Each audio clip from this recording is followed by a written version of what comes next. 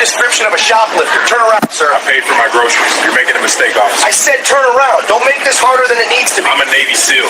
You don't want to do this. I don't care if you're a damn astronaut. You're being detained. The refrigerated section stood eerily quiet on that Wednesday night, with only the steady hum of cooling units punctuating the stillness of the nearly deserted grocery store.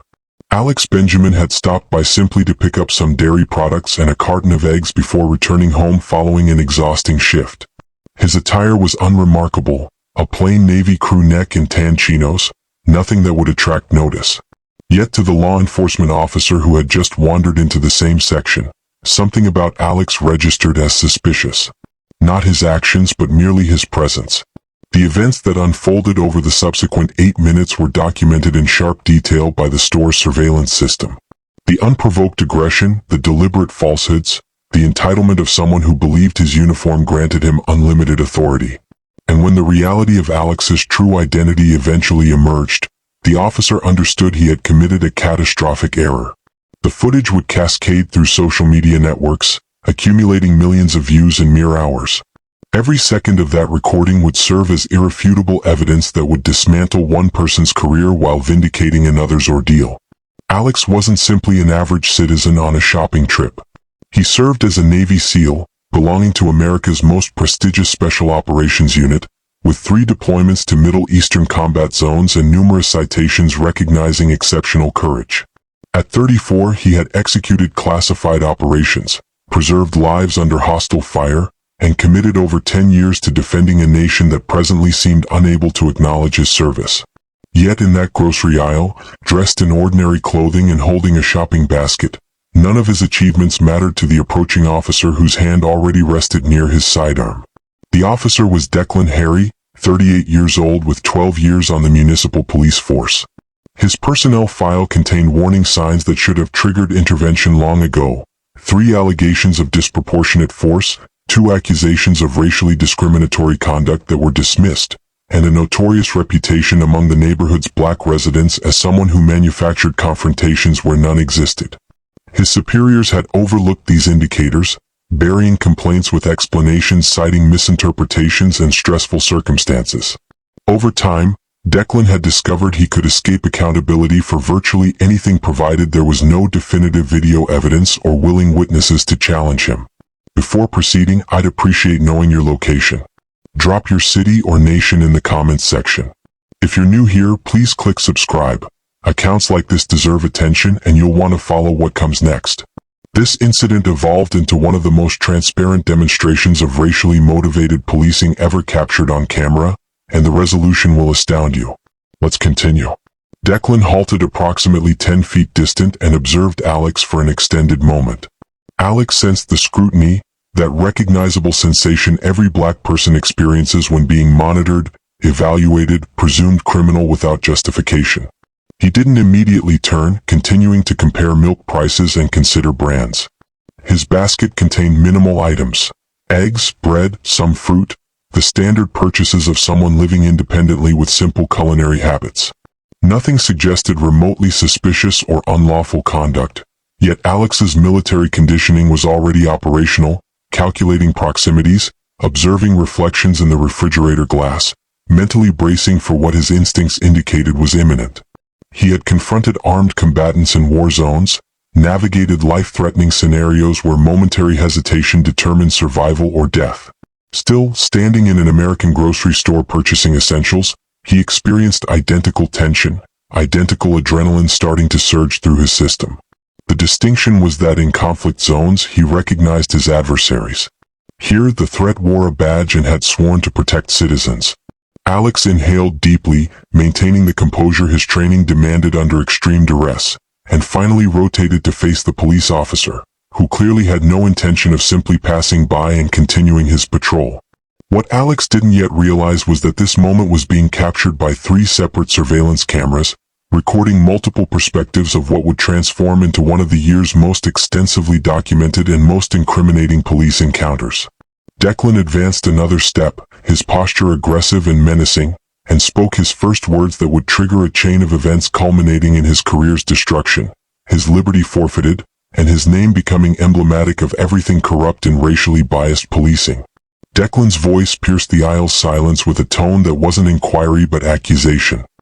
He demanded to know Alex's purpose there, as though occupying a public grocery store purchasing food constituted a crime requiring explanation. Alex responded evenly that he was shopping, maintaining neutral and courteous speech despite growing anger beneath the surface. He had learned early that responding emotionally to such provocations only worsened matters. Years of military discipline had taught Alex to regulate his reactions, even in the most inflammatory situations. Yet nothing in his combat training had prepared him for being treated like a criminal in his homeland. Declan wasn't satisfied with the response. He moved closer, violating Alex's personal space in a clearly deliberate manner, employing his physical presence as intimidation. The security cameras documented every step, every expression, every gesture, revealing the officer's genuine intentions. Declan claimed he'd received reports of suspicious activity in the vicinity, an obvious fabrication he routinely employed to justify unfounded stops. Alex politely inquired what specific suspicious activity, compelling the officer to articulate something non-existent. The question was straightforward and reasonable, but Declan interpreted it as insubordination, as though a black man questioning him represented an intolerable affront to his authority. Declan's expression transformed at that instant. The cameras captured the shift perfectly, the professional veneer falling away to expose something more sinister underneath. His eyes constricted, his jaw clenched, and his entire demeanor adopted a more combative stance. He fumbled briefly, attempting to fabricate a specific answer regarding the suspicious activity, recognized he had no credible response, then rapidly altered approach. Now he was insisting on identification, his voice escalating in volume and intensity, as if Alex had some legal duty to comply without question. Alex understood he wasn't legally obligated to present identification in a private establishment when not accused of any particular offense, but he also recognized that refusing might rapidly intensify the situation. He had witnessed too many videos of police interactions that concluded violently because someone asserted their constitutional rights at the wrong moment with the wrong officer. After a calculated pause that left Declan visibly agitated and restless, Alex slowly reached toward his rear pocket to retrieve his wallet. The motion was measured, intentional, keeping his hands perpetually visible and moving in exaggerated slow motion to prevent any claim that he was attempting to access a weapon or presented some danger. Yet Declan interpreted that slow, cautious movement as defiance, as though Alex was deliberately mocking him through such deliberateness. His hand moved swiftly toward his firearm, fingers grazing the grip, and he aggressively commanded Alex to keep his hands visible. Alex froze immediately, his hand midway to his pocket, his body completely motionless, and calmly explained in a loud, distinct voice that he was simply retrieving his identification as requested. The contradiction was absurd and was being documented on video from multiple vantage points. Declan demanded identification, then reacted with potentially lethal hostility when Alex attempted to provide it. But this exemplified precisely the impossible snare that black individuals constantly encountered in police interactions, condemned whether they complied or resisted. Additional shoppers began appearing in the aisle, attracted by the obvious tension in Declan's voice echoing throughout the store. An elderly woman with silver hair stopped her cart several yards away, observing the scene develop with mounting concern and bewilderment. She couldn't comprehend why a police officer was treating someone obviously just shopping with such hostility. A young couple, both white and in their 20s, positioned themselves near enough to clearly hear every exchange, their faces displaying growing astonishment as they realized they were witnessing a textbook example of racial profiling unfolding directly before them. Declan noticed he now had an audience, multiple witnesses observing his every action. Rather than retreating or moderating his conduct, he felt even more compelled to demonstrate his authority. In his mind, backing down would constitute admitting error, would display weakness before civilians. Consequently, he felt obligated to prove he controlled the situation, that his actions were justified, that Alex genuinely was a threat or criminal deserving this treatment.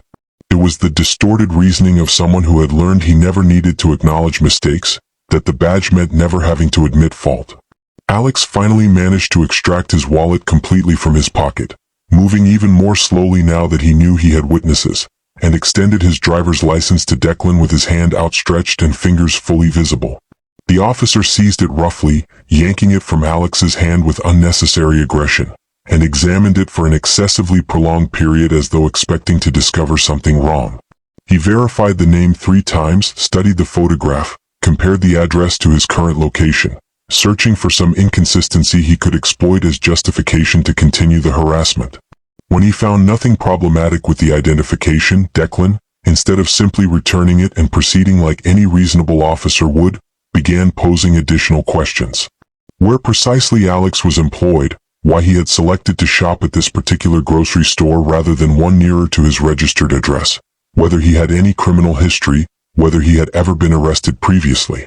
Each question was more intrusive than the previous. Each designed not to gather legitimate information, but to humiliate and diminish Alex before the witnesses, now observing in shocked silence, unable to believe what they were witnessing. Alex answered every question with forced patience, explaining he worked as a security consultant, a partial truth protecting the classified nature of his actual work. He didn't mention the Navy SEALs, didn't disclose that he spent his days planning operations that saved lives and protected national interests. To Declan, he was merely another black man who needed to justify his existence in a neighborhood the officer apparently believed didn't belong to him. The elderly woman watching finally interjected, her voice trembling slightly as she questioned whether this was truly necessary, whether he couldn't see the young man was clearly just shopping. Declan turned to her with an expression that silenced any further objection. He stated he was performing his duties, maintaining community safety, and that she should move along if she didn't want to become involved. The implied threat was unmistakable. Questioning his authority meant potentially becoming his next target.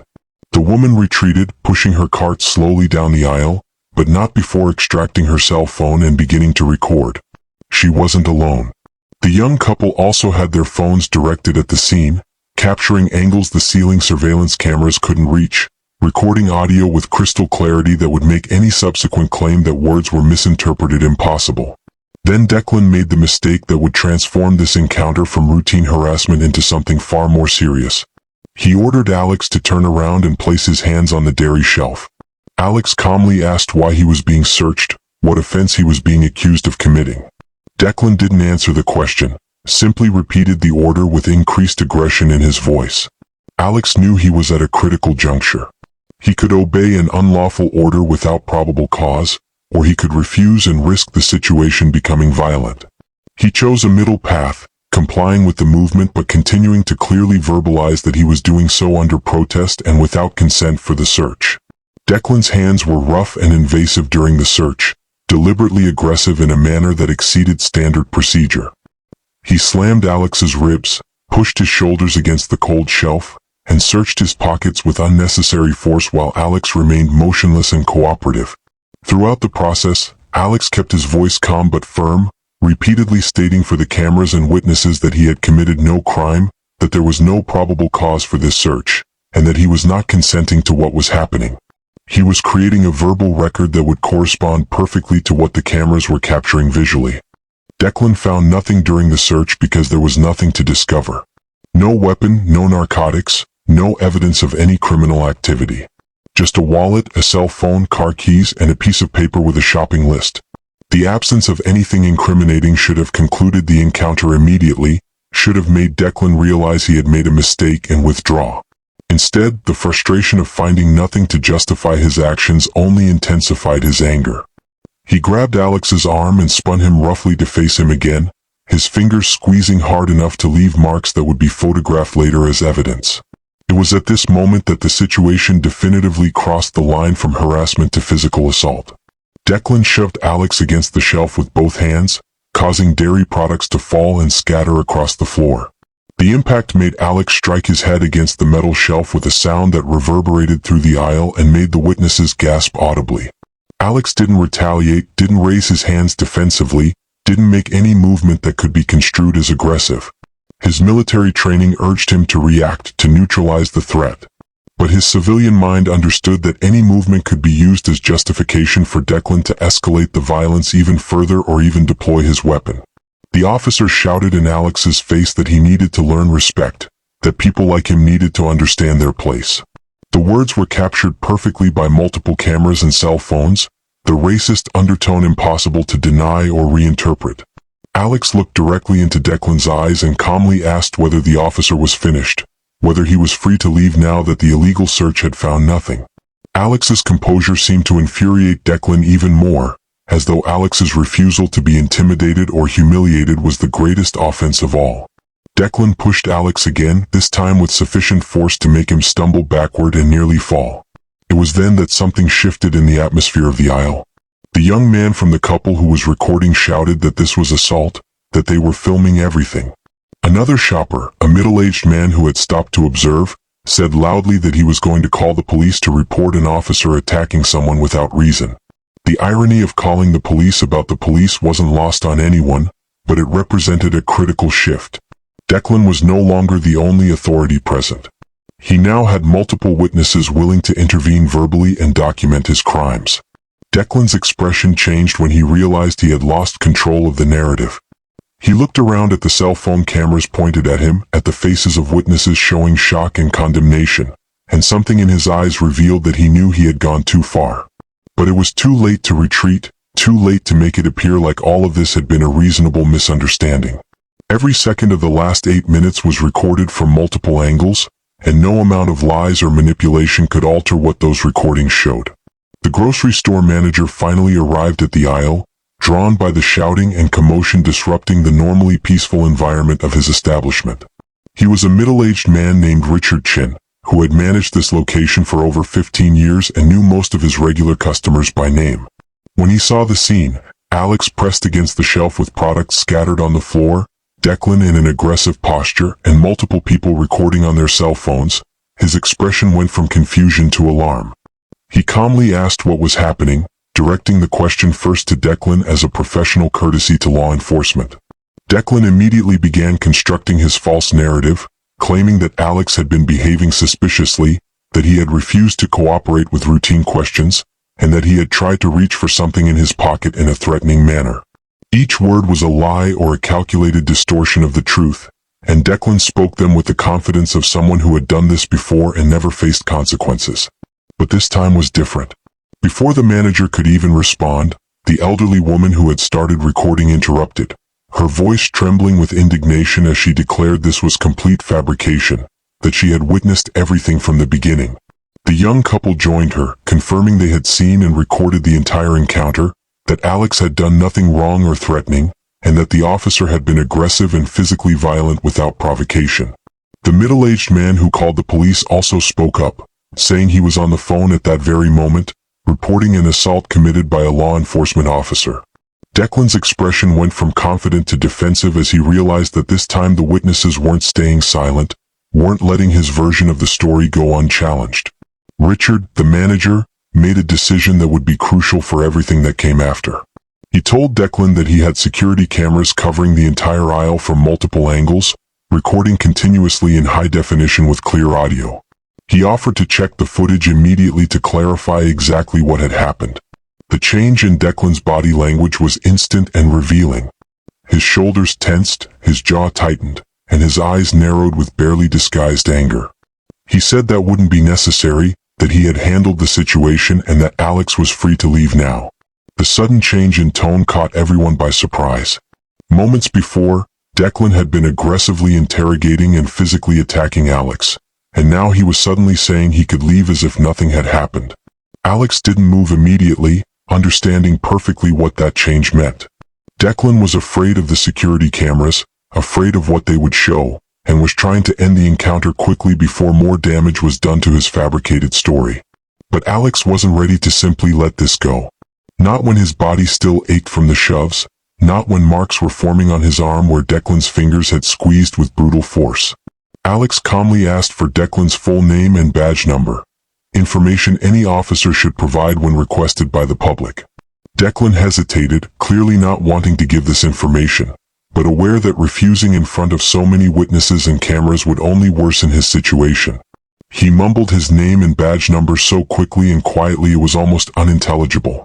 Alex asked him to repeat it louder and slower, which Declan did, with barely contained anger permeating every syllable. Several witnesses noted the information on their phones, creating multiple independent records that would be impossible to contest or make disappear. Richard, the manager, then did something that would seal Declan's fate. He said loudly and clearly, addressing Alex but speaking loud enough for everyone to hear, including the security cameras that were still recording, that Alex was welcome in his store any time, that he had been a respectful and peaceful customer, and that the manager would personally ensure that the security footage was preserved and made available for any investigation Alex wanted to pursue. He also offered to provide a written statement of what he had witnessed and help collect contact information from other witnesses willing to speak about what they saw. This public declaration of support completely changed the dynamic. Declan no longer had any moral authority in the situation, no longer had the advantage of being the only official representative present. The manager of a respected business had essentially taken Alex's side against a police officer, a move that required considerable courage but that Richard clearly felt was necessary given what he had witnessed. Other witnesses began introducing themselves to Alex, offering to send their video recordings, give their phone numbers for future statements, and express their shock and support. Declan realized he had completely lost control of the situation. He tried one last time to reassert some authority, telling Alex that if he had just cooperated from the beginning, none of this would have happened, victim blaming in a way that made several witnesses shake their heads in disbelief. Alex responded with a calm that was far more powerful than any shouting could be, saying that he had cooperated completely, that he had committed no crime, and that the only person who had broken the law in that aisle was the officer who was now trying to escape the consequences of his actions. The tension in the air was palpable as everyone waited to see what Declan would do next. For a moment, it seemed he might try to arrest Alex on some fabricated charge, contempt of cop or resisting arrest, perhaps vague accusations that officers frequently used when they wanted to retroactively justify their actions. But with so many cameras recording, with the store manager clearly on Alex's side, and with witnesses willing to contradict any lie he tried to tell, even Declan had to recognize that making any additional moves would only dig a deeper hole for himself. Declan finally backed away, taking a few steps back and trying to compose his expression into something resembling professional calm. But his eyes betrayed the panic he felt beneath the surface. He muttered something about having other calls to attend to and began to move away from the aisle, but not before casting a threatening look at Alex that was captured perfectly by the cameras still recording. It was the look of someone who knew he had made a terrible mistake but still wasn't ready to accept responsibility, the look of a man who blamed his victim for having the audacity not to bow before abuse of authority. Alex remained motionless until Declan was completely out of sight, his body finally relaxing from the tension he had maintained throughout the encounter.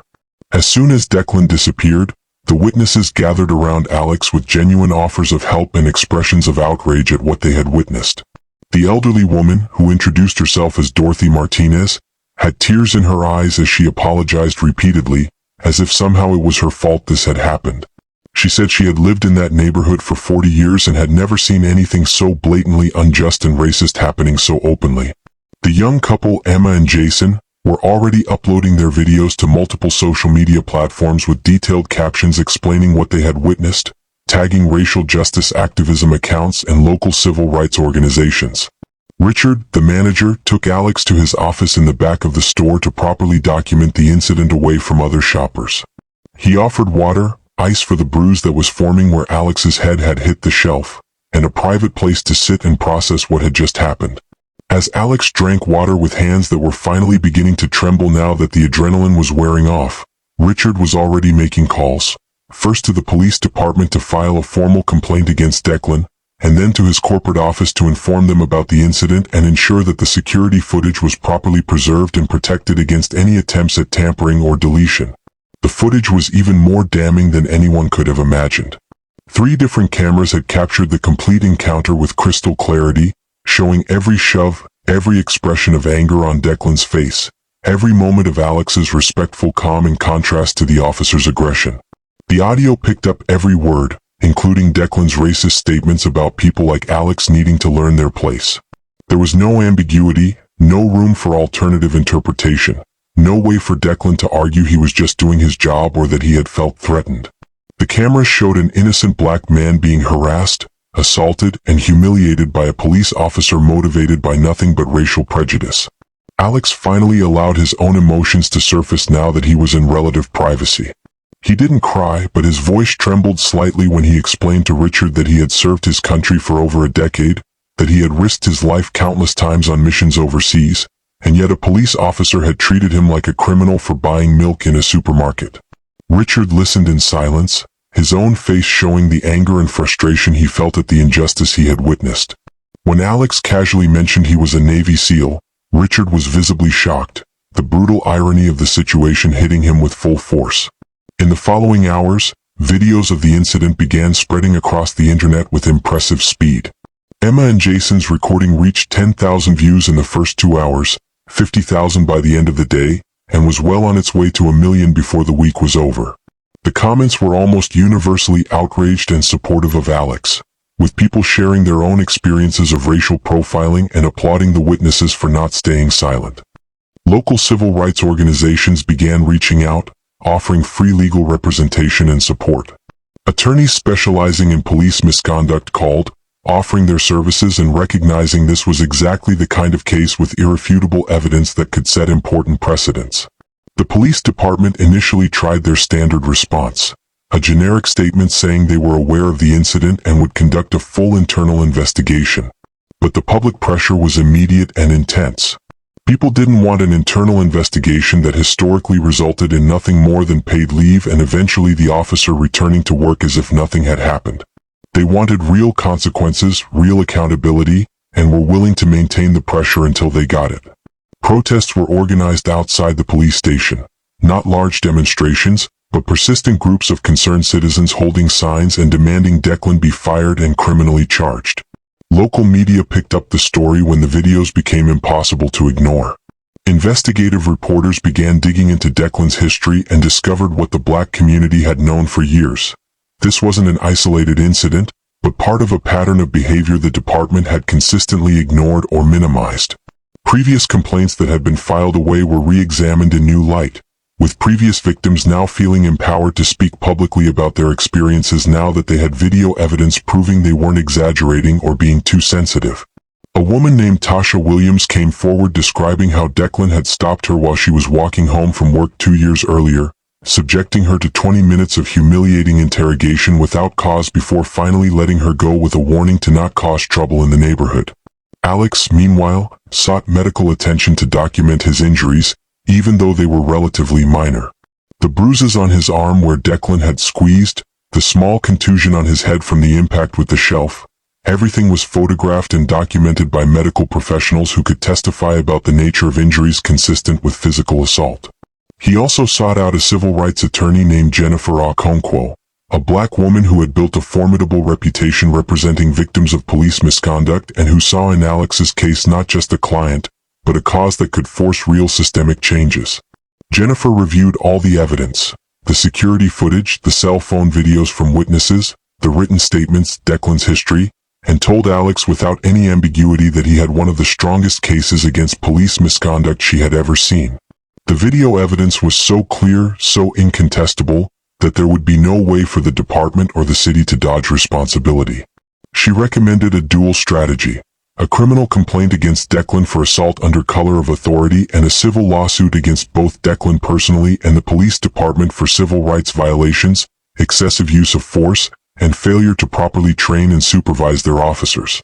The criminal complaint was filed within a week, not through the police department that had shown years of willingness to protect Declan, but directly through the district attorney's office, which was under immense public pressure to act. The prosecutor, a woman named Sarah Mitchell who had campaigned on promises to reform how police misconduct cases were handled, had no choice but to take the case seriously given the video evidence that had already been seen by hundreds of thousands of people.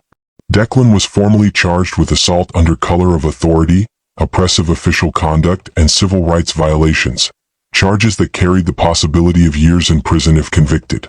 The police department, realizing it could no longer defend the indefensible without completely destroying its public credibility, placed Declan on unpaid administrative leave while the criminal case moved forward. But this wasn't enough to calm public outrage. Protesters continued showing up, now demanding not just Declan's firing but also calling for the resignation of the police chief who had overseen years of complaints being filed away and ignored. The pressure worked. 3 weeks after the incident, Declan was officially fired from the department, his law enforcement certification suspended pending the outcome of the criminal trial, effectively ending any possibility of him working as a police officer again in any jurisdiction. The civil lawsuit moved simultaneously, with Jennifer Okonkwo building a meticulous case that went beyond the simple grocery store incident. She documented Declan's pattern of behavior, presented testimony from other victims of his racially motivated harassment, and most critically exposed how the police department had systematically failed to respond to complaints about him. She argued the city was liable not just for Declan's actions that day, but for years of negligence that allowed a racist officer to continue victimizing people without consequences. Discovery revealed internal emails showing supervisors were aware of Declan's problematic behavior but chose not to act, fearing battles with the police union or simply not considering complaints from black residents as a priority. Declan's criminal trial began 6 months after the incident and was one of the most one-sided proceedings the courthouse had seen in years. The prosecution presented the security footage and witness videos, which spoke for themselves with devastating clarity. Witnesses took the stand and described exactly what they had seen, their accounts remaining consistent under cross-examination because they were simply telling the truth the cameras had already confirmed. Alex testified with the same calm he had demonstrated during the incident itself, refusing to be provoked by Declan's defense, which tried desperately to paint him as somehow threatening or uncooperative. Declan's defense strategy collapsed quickly when his own attorney realized he had nothing to work with. He tried arguing Declan had felt threatened by Alex's physical size, but this was demolished when the prosecution pointed out Alex was literally shopping with a list in his hand when approached. They tried suggesting Alex's tone was disrespectful, but audio recordings showed Alex being polite and respectful even as his rights were being violated. They tried framing the physical shoves as standard containment techniques, but use of force experts testified there was no legal justification for any physical force to be used against someone who was completely cooperative and posed no threat. The jury deliberated for less than 3 hours before returning with guilty verdicts on all charges. The judge, an African-American veteran of the bench who had spent decades watching police misconduct cases, held nothing back in her remarks during sentencing. She spoke about how officers like Declan betrayed the public trust and stained the reputation of good police who did their jobs with integrity. She noted that victims of his previous behavior who never got justice deserved recognition, and that Alex was fortunate enough to have the resources to fight back in a way many didn't. She sentenced Declan to 4 years in state prison, the maximum penalty allowed under sentencing guidelines, sending a clear message that abuse of authority would not be tolerated. The civil lawsuit settlement came shortly after, with the city agreeing to pay Alex a substantial amount that legal observers estimated to be in the 7 figures. But Alex had made clear from the beginning that money wasn't his primary goal. As part of the settlement, the city agreed to comprehensive structural changes, mandatory retraining for all officers in implicit bias and de-escalation, creation of an independent civilian oversight board with real power to investigate misconduct, implementation of an early warning system to identify officers with patterns of complaints before they became like Declan, and a commitment to make public all body camera footage of incidents involving use of force within 30 days unless there were specific legal reasons not to.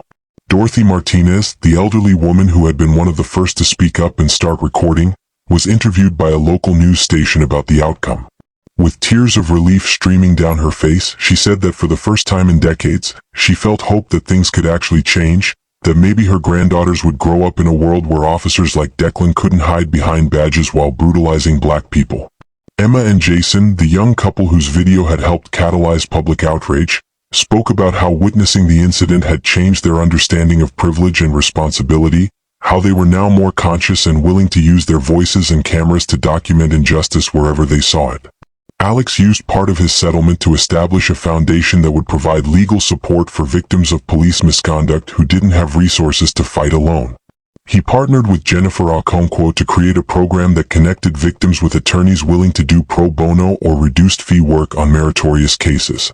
The foundation also worked to educate communities about their rights during police encounters, distributing materials in churches, community centers, and schools about how to stay safe while asserting constitutional rights. Alex rarely spoke publicly about the incident itself, preferring to let the video and court outcomes speak for him. But when he did, he always emphasized he wasn't special or unique. He was just someone lucky enough to have brave witnesses and clear video evidence. Declan served his sentence in a state prison where his previous existence as a police officer made him a constant target for hostility from other inmates. He never publicly admitted he was wrong, never genuinely apologized to Alex or his other victims, never demonstrated any real understanding of how his racism had ruined lives.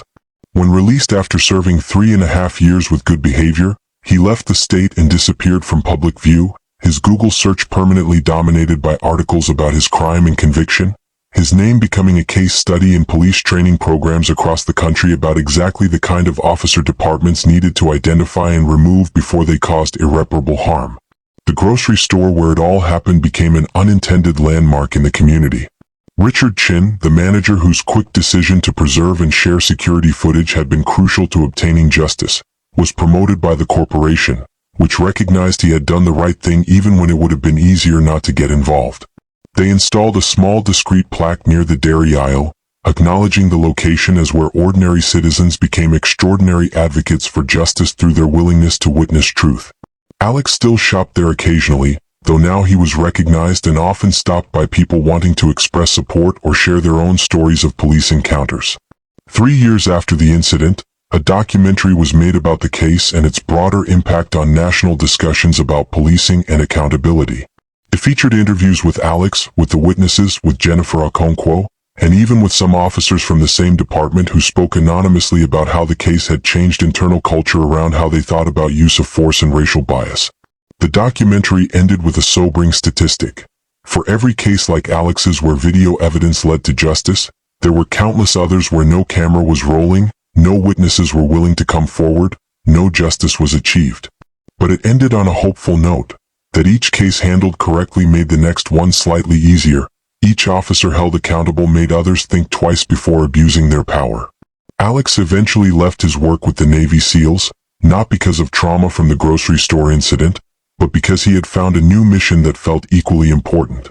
He began working full-time with his foundation, traveling to communities across the country, training people about their rights, speaking to police departments about how unconscious bias leads to encounters like the one he experienced, and lobbying for legislative changes that would make it easier to hold officers accountable who violated civil rights. He had spent over a decade protecting Americans from foreign threats. Now he would dedicate the rest of his life protecting them from domestic threats, wearing badges and uniforms that didn't honor what those symbols were supposed to represent. The story of Alex Benjamin and Declan Harry wasn't unique. But the outcome was, because of cameras that captured truth, because of witnesses who refused to stay silent, because of a manager who made the right choice, and because of a victim who had the resources and determination to fight for justice. This case didn't end with another black man being victimized without consequences. It ended with a racist officer in prison, with policy changes implemented, with a foundation created to help others, and with a message sent that even the flawed system could sometimes work when ordinary people refused to accept injustice as inevitable.